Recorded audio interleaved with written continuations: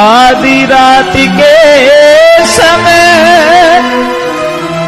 और पिताजी वो दासी गई थी बुलाई रे।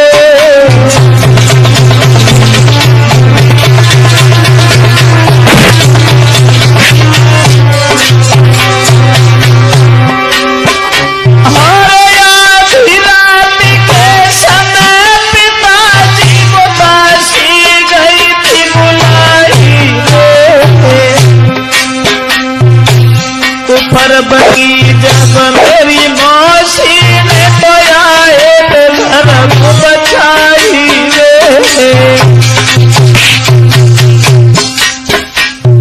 मेरा कोई कसूर नहीं है। आधी रात के समय दासियों में धोखा देकर के आंगन में बुला के ले गई, मगर मेरी मौसी ने मुझसे कोफर बका तो मैं चुपचाप लौट करके चला आया। पिताजी चुपचाप लौट करके चला आया।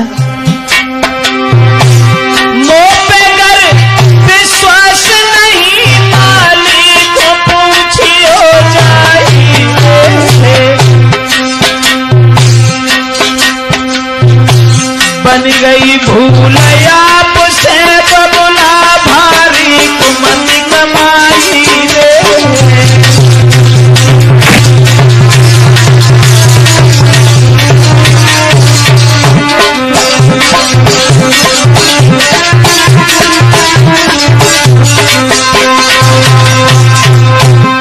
आधी रात के समय दासी जब हमें बुला करके ले गई, मगर माफ करना मेरा इसमें कोई कसूर नहीं था, कोई कसूर नहीं था। इसका मतलब है कि सारी कहानी झूठ बोल करके सच करने की कोशिश करने की आदत है तेरी।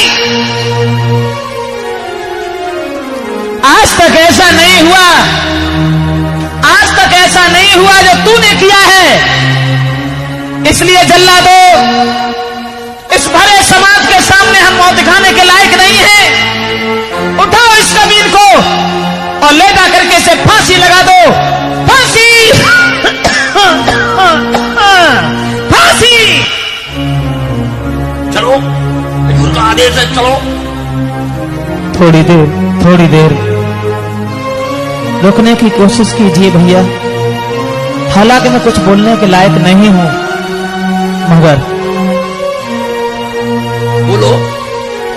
पिताजी से एक निवेदन करना चाहता हूं। अगर तुम हमें फांसी लगाना चाहते हो तो हर जगह नहीं, केवल एक जगह। एक जगह? अरे कौन सी जगह? कौन सी जगह? पिताजी, हरे मोए फांसी घर लगवाओ तो मौसी के द्वार पे ही लगवाइए।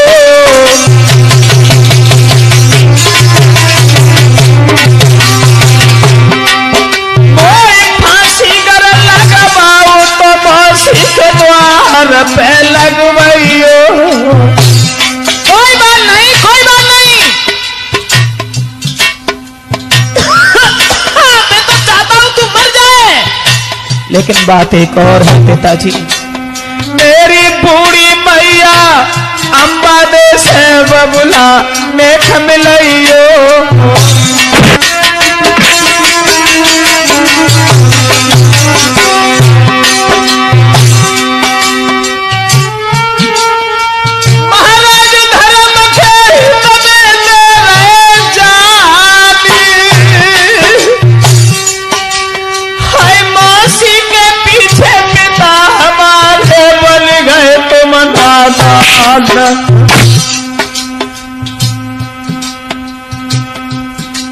मेरी मैया मेरे बिना तड़प के घर मर जावेगी। मेरी मैया मेरे बिना तड़प के जान गवावेगी।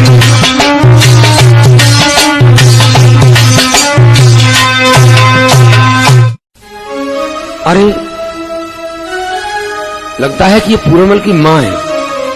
हाँ महारानी जी, युवराज से आप मिलना चाहती हैं तो अंतिम क्षण मिल लीजिए। हाँ? आप यहाँ कैसे? लेकिन मैं ये सब क्या देख रही हूँ? तुम्हारे गले में फांसी का फंदा, ये मैं क्या देख रही हूँ? माँ, सच ये है कि हमारी मौसी नागिन बन गई। बेटा क्यों, क्या हुआ? बात ये थी, रात में बांधी भेज के बने हमको लो बुलाई, फिर मैया उलटो हमें दो झूठो दोष लगाई। रात के समय दासी को भेज करके मेरी मौसी ने मुझे बुला लिया, मुझे झूठा अंजाम लगा दिया। माँ, मेरा कोई कसूर नहीं है, और अगर आपको विश्वास न हो तो मेरी मौसी से बात कर लीजिए, पूछ लीजिए उन्हें। बहन फूलमती, ये सब कुछ मैं क्या देख रही हूँ? मेरे बेटे को फांसी लगाई जा रही है। देखो बहन, हमारे और तुम्हारे बीच में सिर्फ एक ही लड़का है। माफ कर दो बहन, जो भी मेरे बेटे से गलती हुई हो माफ कर दो। अच्छा, आज तो तू क्षमा मांगने के लिए आई है, पहले नहीं आई थी। तू ये चाहती है कि तेरे बच्चे की मैं पत्नी बन जाऊं? कदाप नहीं बन सकती हूँ। ये सब कुछ क्या कह रही हो तुम, क्या कह रही हो बहन? मैं सही कह रही हूँ, सुन। कि सम्मुख बैठी सोती क्यों, और नींद भरी रही रोई, नारी बनी तेरे लाल की, तब तू राजी होई। हे रानी, क्या मैं तेरे बच्चे की पत्नी बन जाऊं? बहन, तुम ये क्या कह रही हो सब कुछ? मैं सही कह रही हूँ। बहन, आखिर में माफ कर दो मेरे बेटे को। बहन माफ कर दो, मैं तुम्हारे पैरों पड़ रही हूँ। मेरी झोली में सिर्फ भीख डाल दो इसी की। बहन माफ कर दो। हे रानी, मैं इसे नहीं छोड़ सकती हूँ। तेरी मर्जी आए तो तू चली जा, यहाँ से चली जा। महाराज, मेरे बेटे से ऐसी कौन सी गलती बन गई कि उसे इतनी बड़ी सजा? महाराज, मैं आपके पैर पड़ रही हूँ महाराज। इसका मतलब है कि अब तुम हमारे सामने अब तुम आ गई। महाराज, मैं झोली पसार करके उसके प्राणों की भीख मांग रही हूँ। महाराज माफ कर दो मेरे बेटे को, माफ कर दो। महाराज, अरे इकलौता प्राण प्यारो,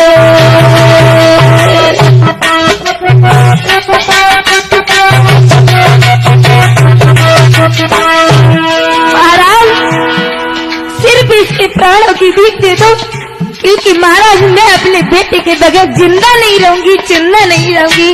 अरे मर तो जाओगी, मर जाओ। जब मुझे पुत्र से मतलब नहीं है तो हमें पत्नी से भी कुछ लेना कुछ लेना देना नहीं। महाराज, अरे नहीं दूजो कुमरनी आरो,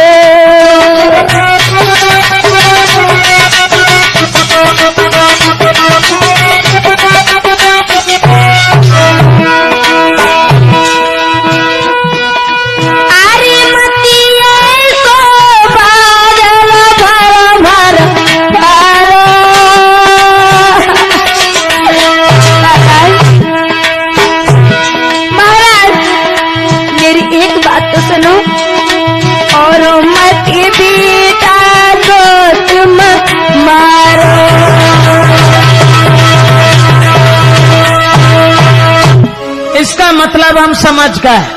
अरे हम समझ गए, तुम्हें अपने पति की चिंता नहीं है, पुत्र की चिंता है। इसलिए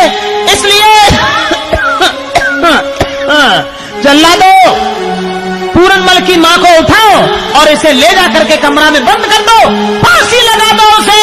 मैं इसे देखना पसंद नहीं देखना नहीं चाहता।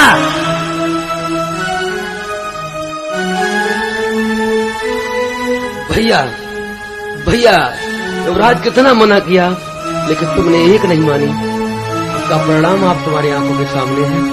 माली, माफ करना भैया मुझे। नहीं भैया, मरने से पहले कम से कम ये तो सोचा होता कि हम कैसे जिएंगे। माफ करना, मेरी भूल थी जो हमने तुम्हारी बात नहीं मानी। लेकिन हमारे जीवन का आखिरी समय है भैया, जिसके माता पिता ही दुश्मन बन जाए उसका दूसरा कोई सहारा नहीं होता। मेरी माँ का कोई कसूर नहीं है, तुम हमारी माँ की ओर देखना। नहीं भैया, ऐसे मत बोलो। मेरी माँ की ओर देखना। जो भी तुम्हारी आज्ञा है उसका पालन करना तो जिंदगी भर हमें है, लेकिन मरते दम कम से कम पर क्षण मात्र हम बात भी नहीं कर सकते। कहाँ चले गए जल्लाद? अरे ये मित्र दोनों मिल गए हैं तो इन्हें पकड़ के फांसी क्यों नहीं लगा? हटा दे रहा हूं, हटो हटो दोनों हटो। अब फांसी का समय है, महाराज का हुक्म है। हजूर खींच तू रस्सी। बिल्कुल।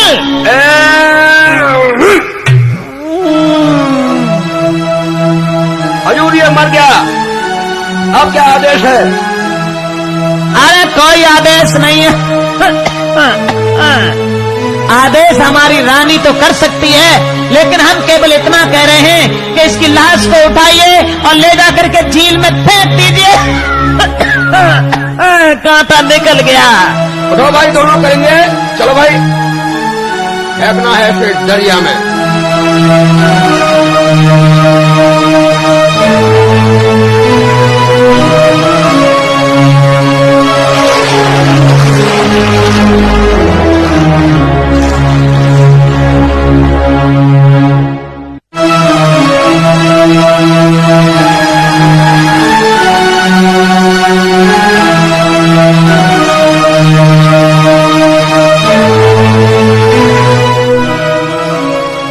भगवान, मेरा बेटा ऐसे चला गया मानो दुनिया में कोई था ही नहीं। तूने मेरी किस्मत में क्या लिख दिया प्रभु? हे भगवान, अब मैं कैसे जिंदा रहूंगी? मेरे कोई दूसरा बेटा भी नहीं है जिसमें आस लगा लेती। हे प्रभु, अब मैं कैसे जिंदा रहूंगी?